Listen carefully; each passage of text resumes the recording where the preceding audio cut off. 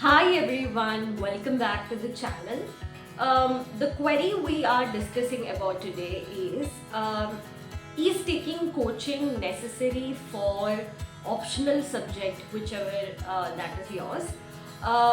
So this is one thing that often gets into conflict because in mind you will be thinking that even if not for the gender studies subject, I should at least take coaching for the optional subject since it's very since it's an area where you have to perform your niche and you need to score your best, which will also help you in the overall performance or the overall scoring of the main examination. Now, even I had this particular conflict situation in mind, but I'll tell you how I decided. So, my background was in economics, but then I chose sociology as my optional after a little bit of analysis, and I've already made videos as to how I chose a particular optional.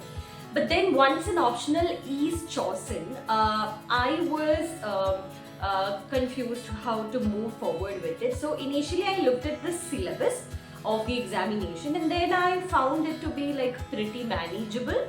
And then I looked into various videos of toppers to find out which are the resources that can be used, and I sticked on to just one textbook, which is Nitin Sangwan sir's book for sociology. I did not use any other textbook for sociology as such, even though I took references from places, but that was not a complete textbook that I read. Then after going to and buying this particular book, I went through it.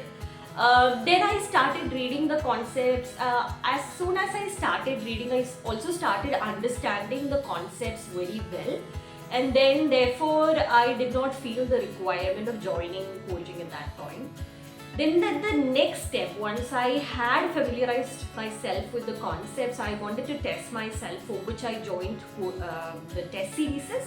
That is, I joined the Vision IAS test series, which is happening online and offline. Sometimes I used to attend them, and therefore through that process I got myself tested and evaluated by an external evaluator who analyzed my papers, and I also got to understand whether I'm able to write answers, etc.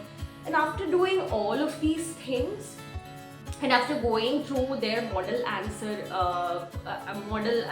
formats, I came to the conclusion that I may not require coaching, because as far as what I was doing, it was okay, well enough. If I can improve on certain areas, I wouldn't require a coaching as such, but I can do it on my own as well. So that is how I came to the conclusion that I may not require coaching in the process of learning sociology. And also I think the similar strategy can be adopted by all of you.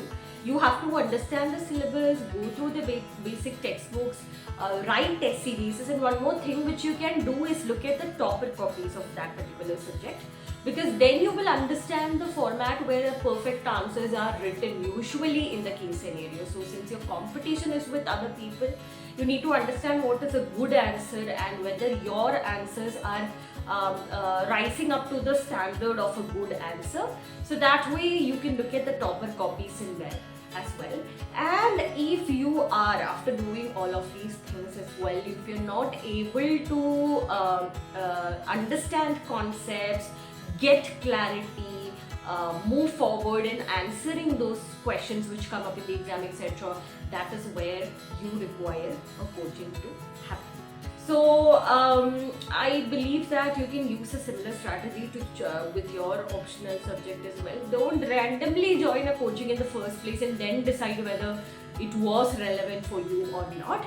The primary intention should be to learn it by yourself, try to understand the concepts, and if there is no clarity, there is a lot of difficulty in understanding, and you genuinely require help and mentorship, that is when coaching will be of help.